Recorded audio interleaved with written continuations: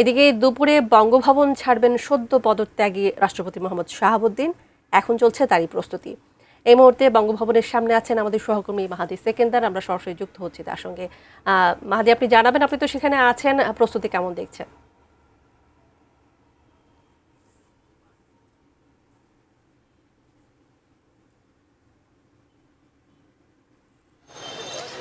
তানিয়া, বঙ্গভবনের মূল যে ফটকটি, এই ফটকটিতে এখনো শাহাবুদ্দিন সাবেক রাষ্ট্রপতি তিনি যে বিদায় নেবেন সেই সংবাদটি আসলে আপনার মাধ্যমে আমাদের দর্শকদের আমরা জানাতে সকাল থেকে অপেক্ষা করছি এবং চেষ্টা করছি। এখন পর্যন্ত আসলে 12টা নাগাদ তার বের হওয়ার কথা থাকলেও এই যে ফটকটি দিয়ে সেই প্রস্তুতি শেষে যে গাড়িটি এটি দিয়ে বের হয়ে গুলশান অভিমুখে যাওয়ার কথা, সেই দৃশ্যটি এখনো আমাদের চোখে পড়েনি। তবে 11:30টার কিছু পরে এসএসএফের কয়েকটি গাড়ি বঙ্গভবনের মধ্যে প্রবেশ করেছে এবং এর কিছুক্ষণ পরে আসলে 12টার 5-6 মিনিটের দিকে একটি অ্যাম্বুলেন্স বঙ্গভবন থেকে বেরিয়ে গেছে। এই ছাড়া নতুন কোনো আসলে চিত্রের পরিবর্তন এই বঙ্গভবন কেন্দ্রিক ঘটেনি, নিরাপত্তা বেষ্টনী কিংবা নতুন করে তোড়জোড় শুরু হওয়া। তবে ভেতরের যে তথ্যটি আমাদের কাছে আছে, প্রস্তুতি পর্বের আনুষ্ঠানিকতা সেগুলোই আসলে চলছে, সেটি শেষেই তিনি বের হবেন। যেহেতু 12টা পেরিয়ে গেছে, তো আমরা যে তথ্যটি রয়েছে সে অনুযায়ী আসলে 12:30 1টার মধ্যে আসলে অন্যান্য আনুষ্ঠানিকতা শেষে তার বেরিয়ে যাওয়ার কথা। তো সে পর্যন্ত আমাদের আসলে অপেক্ষা করতে হচ্ছে এবং আমরা এখানে এখন যে শুনশান যে নিরাপত্তা সেটি আছে, তবে পুলিশের দুটি গাড়ি মূল ফটকের পাশে রাখা হয়েছে।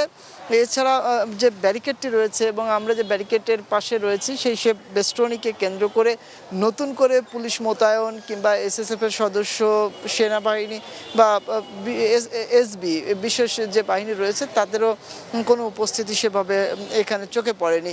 আর এই বঙ্গভবনের বিপরীত পাশে যে সড়কটি রয়েছে গুলিস্তান অভিমুখী, সেই সড়কে কিন্তু যানজটও আছে। আমি একটু দেখানোর চেষ্টা করব। বঙ্গভবনের পাশে যে সড়কটি রয়েছে সেই সড়কের যে গাড়ির যে ব্যস্ততা সেটি কিন্তু বেড়ে গেছে এবং এই ফটকটি দিয়েই আসলে তিনি বের হবেন এবং বের হওয়ার ক্ষেত্রে এই যে যানজট লেগে আছে সেটিও কিন্তু একটি দুর্ভোগ পোহাতে হতে পারে সদ্যবিদায় রাষ্ট্রপতিকে, যদি এই সড়কটি সাধারণত এমন জটলাই থাকে। তো সেক্ষেত্রে এই ট্রাফিক বিভাগ কিংবা রাষ্ট্রপতির নিরাপত্তার দায়িত্বে যারা থাকেন বঙ্গভবন কেন্দ্রিক, তারা কোনো সমন্বয় করছেন কিনা সেটির দৃশ্য কিংবা সেটির একটি নমুনা হতে পারে এই সড়ককে তার যাতায়াতের জন্য সহজ করে দেয়, সেই জায়গায় কোনো তৎপরতা আমাদের চোখে পড়েনি।